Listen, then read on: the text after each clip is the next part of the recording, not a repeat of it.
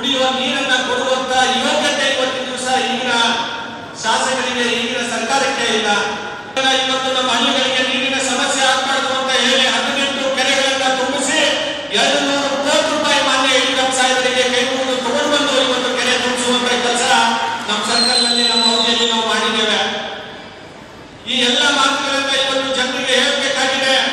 ಈಗಿರುವಂತಹ ಕಾಂಗ್ರೆಸ್ನಲ್ಲಿ 1 ವರ್ಷದಲ್ಲಿ ಒಂದು ಬುಟ್ಟಿ ಮಣ್ಣನ್ನ ಇವತ್ತು ರೋಡಿಗಾಗಿ ಇವತ್ತು ಹಾಕಿಲ್ಲ. ಯಾವುದೇ ಒಂದು ಸಣ್ಣ ಹಳ್ಳಿಯಲ್ಲಿ ಒಂದು ಬೋರ್ವೆಲ್ ಇವತ್ತು ಕುಡ್ಲಿಕ್ಕೆ ನೀರು ಕೊಡಲಿಕ್ಕೆ ಆಗ್ತಾ ಇಲ್ಲ. ಒಂದು ಬೋರ್ವೆಲ್ ಅನ್ನ ಹಾಕಿ ಜನರಿಗೆ ಕುಡಿಯುವ ನೀರನ್ನ ಕೊಡುವಂತ ಯೋಗ್ಯತೆ ಇವತ್ತಿನ ದಿವಸ ಈಗಿನ ಶಾಸಕರಿಗೆ ಈಗಿನ ಸರ್ಕಾರಕ್ಕೆ ಇಲ್ಲ.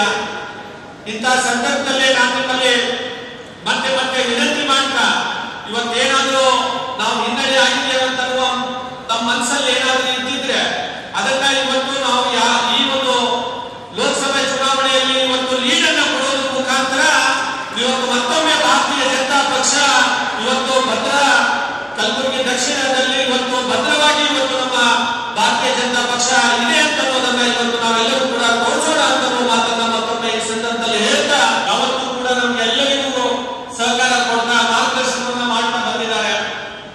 ವಿಶೇಷವಾಗಿ ಕಲಬುರಗಿ ನಗರಕ್ಕೆ ಇವತ್ತು ಟೆಕ್ಸ್ಟೈಲ್ ಪಾರ್ಕ್ ಅನ್ನ ಕೊಟ್ಟಿದ್ದಾರೆ. ಸುಮಾರು 1 ಲಕ್ಷಕ್ಕಿಂತ ಹೆಚ್ಚು ಯುವಕರು ಆ ಒಂದು ಟೆಕ್ಸ್ಟೈಲ್ ಪಾರ್ಕ್ ನಲ್ಲಿ ಇವತ್ತು ಉದ್ಯೋಗವನ್ನ ಅವರಿಗೆ ಸಿಗೋದಿದೆ. ಕಲಬುರಗಿಯಿಂದ ಇವತ್ತು ಹೊಸದಾಗಿ ಟ್ರೈನ್ಗಳನ್ನ ಇವತ್ತು ಪ್ರಾರಂಭ ಮಾಡಿಸಿದ್ದಾರೆ. ನಮಗೆ ಬೆಂಗಳೂರಿಗೆ ಹೋಗ್ಬೇಕು ಅಂತಂದ್ರೆ 12-13 ಗಂಟೆಗಳು ಹೋಗ್ತಾ ಇದ್ವು. ಅದು ಒಂದೇ ಟ್ರೈನ್ ಇರ್ತಿತ್ತು ಅವಾಗ. ಈಗ ಒಂದೇ ಭಾರತ್ ಟ್ರೈನ್ ಅನ್ನ ಪ್ರಾರಂಭ ಮಾಡಿ ಕೇವಲ 6 ಗಂಟೆಗಳಲ್ಲಿ ಬೆಂಗಳೂರಿಗೆ ತಲುಪುವಂತಹ ಕೆಲಸ ಇವತ್ತು ಮಾನ್ಯ ಉಮೇಶ್ ಜಾಧವ್ ಸಾಹೇಬರು ಮಾಡಿಸಿದ್ದಾರೆ. ಕಲಬುರಗಿಯ ರೈಲ್ವೆ ಸ್ಟೇಷನ್ ಆಗಿರ್ಬೋದು, ಕಲಬುರಗಿಯ ಏರ್ಪೋರ್ಟ್ ಆಗಿರ್ಬೋದು, ನಮ್ಮ ಕಲಬುರಗಿಯ ರಿಂಗ್ ರೋಡಿಗೆ ಸರ್ವಿಸ್ ರೋಡಿಗೆ ಸುಮಾರು 100 ಕೋಟಿ ರೂಪಾಯಿ ಕೊಟ್ಟು ಇವತ್ತು ಕಲಬುರಗಿಯ ಸರ್ವಿಸ್ ರೋಡ್ ಅನ್ನ ರಿಂಗ್ ರೋಡ್ ಸುತ್ತಲೂ ಇವತ್ತು ರೋಡ್ ಅನ್ನ ಅಭಿವೃದ್ಧಿಯನ್ನ ಮಾಡಿಸ್ತಾ ಇದ್ದಾರೆ. ಈ ರೀತಿ ಅನೇಕ ಕೆಲಸಗಳನ್ನ ಇವತ್ತು ಅವರು ಮಾಡ್ತಾ ಇದ್ದಾರೆ.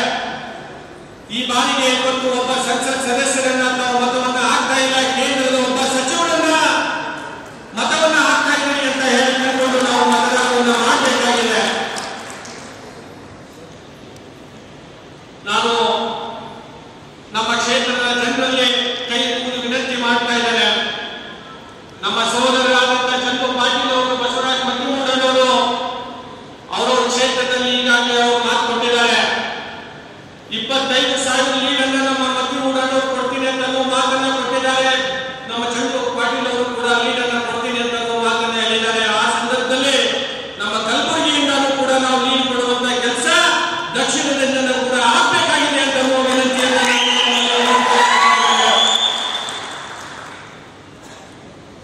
ತಮ್ಗೆ ಗೊತ್ತಿದೆ ಈಗಿರುವಂತಹ ಶಾಸಕರ ಪರಿಸ್ಥಿತಿ ಯಾವ ರೀತಿ ಇದೆ ಅಂತ ಹೇಳಿ.